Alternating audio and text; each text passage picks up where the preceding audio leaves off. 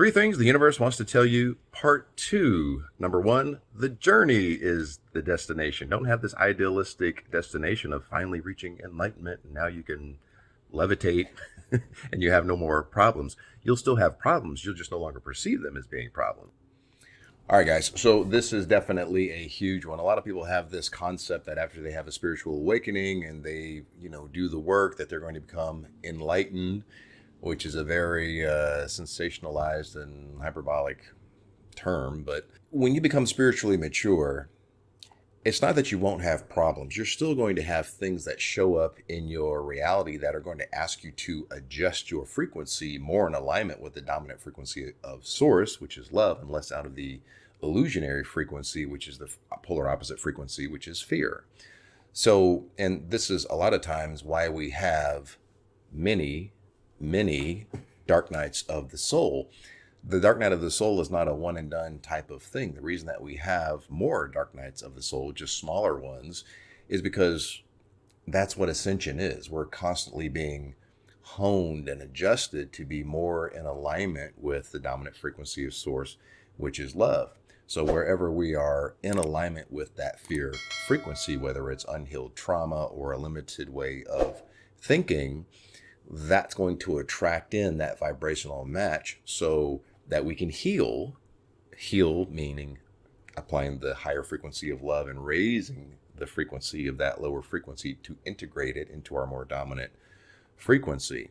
So this is what the ascension journey is all about. It's about honing your frequency more in alignment with the dominant frequency of source, which is love. So don't have the journey is the destination. We incarnated for the contrast. We incarnated for the experience, the learning through which gives us a better understanding of our true identity, which is source having a physical experience. So if you view your entire life as a spiritual practice, not just the highs. You see, a lot of people will have a spiritual awakening and they'll get that spiritual euphoria, and then they label that as, well, this is what spirituality is. And then anything underneath that is no longer spiritual, which is actually wrong. Everything is spiritual. Why? Because everything is spirit. Everything is source. Source is also the valley, the trough, as well as the mountaintop, and everything in between. Source is also the darkness as well as the light. Otherwise, source wouldn't be all things. So this means that your entire life is a spiritual practice.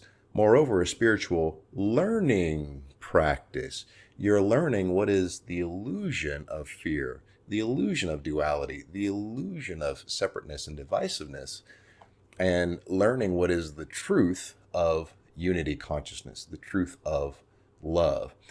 Love is at the foundation of everything, which means everything else is an illusion, but you've got to learn through that illusion, heal through that illusion of the polar opposite frequency, which is fear. And the more you come into that love frequency, the more you step into your true source self, meaning your true essence as source having a physical experience. Number two, happiness is your responsibility and not some other person, and not whether or not you get something from the outside. Happiness is generated from within. Moreover, it's also your identity because your source having a physical experience. So stop externalizing your happiness. All right, guys, so this one is huge. Happiness is your responsibility. If you are experiencing pain and suffering, there's a really good chance that you've placed your happiness on how someone reacts to you, whether or not they validate you, whether or not they approve you, or your happiness is based on the outcome of some external event. Happiness is your responsibility. It's not even God's responsibility. Oh, Lord, please take away this pain and suffering. Why would he do that? You're never going to get the lesson. Moreover, you're never going to heal the frequency that attracted the pain and suffering in the first place. And that pattern is just going to keep repeating. So stop running to dad every time you're uncomfortable and learn to take responsibility for your own happiness and heal what is out of alignment with your happiness. You want your happiness to be your responsibility because then you have total control over your happiness. You don't want your happiness to be based off of the whims and caprices of your external environment and your circumstances. That's definitely no way to live. It's also irresponsible for your quality of life. So happiness is your responsibility. heal the trauma that stops you from being self-validating, self-approving, and spiritually sovereign, basically. Now, the second part of that is happiness is your identity. Why would this be? Because you're source having a physical experience. Why is this the case? Because source is all things. You can't have the belief that God is all things, but you're not a part of God. That doesn't make any sense. That's a contradiction.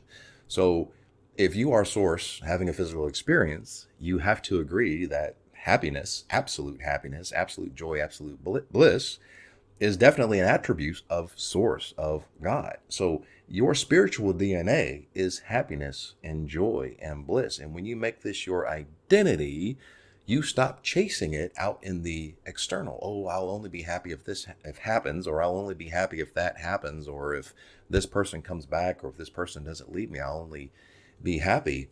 Your happiness is generated from within. When you are chasing things to make you happy in the external, this is where anxiety comes from. Anxiety comes from your mind being out into the future. You're chasing things in the future that you believe are going to make you happy. And this is where anxiety comes from, because you don't know if you're going to be happy or not, because you don't know if you're going to get that thing. Generate your happiness from within and identify as absolute happiness itself, because you are a fractal of source having a physical experience. And number three, you have no power in the future. So stop fear mongering over some future scenario. All of your power is in the present moment. So get grounded through gratitude, stay purposeful and mindful, and watch your life change for the better.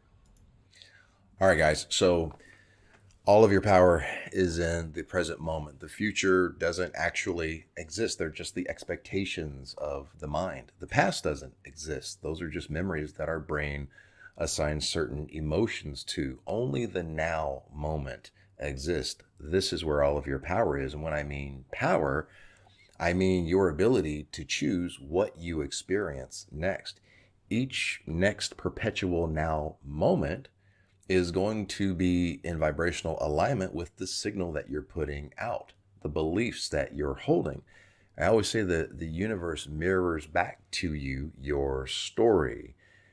If your story is not, the universe is always conspiring in my favor, this is a friendly universe. I am the physical embodiment of love itself. I'm the physical embodiment of health itself. I'm the physical embodiment of abundance itself. If that's not your story, then what is the story that the universe is reflecting back to you? And if you don't like that story, then you can simply change your story in the now moment. This is where all of your power comes from.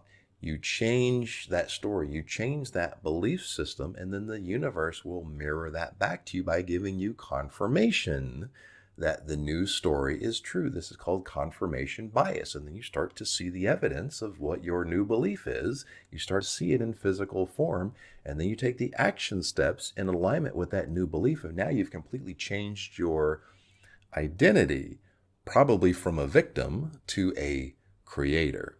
All of your power is in the present moment, and you can get centered in the present moment through the sub-frequency of the dominant frequency of source, which is gratitude. Gratitude puts you in an open, receptive flow state of receptivity and expansion. This is why we incarnated in the first place, to expand.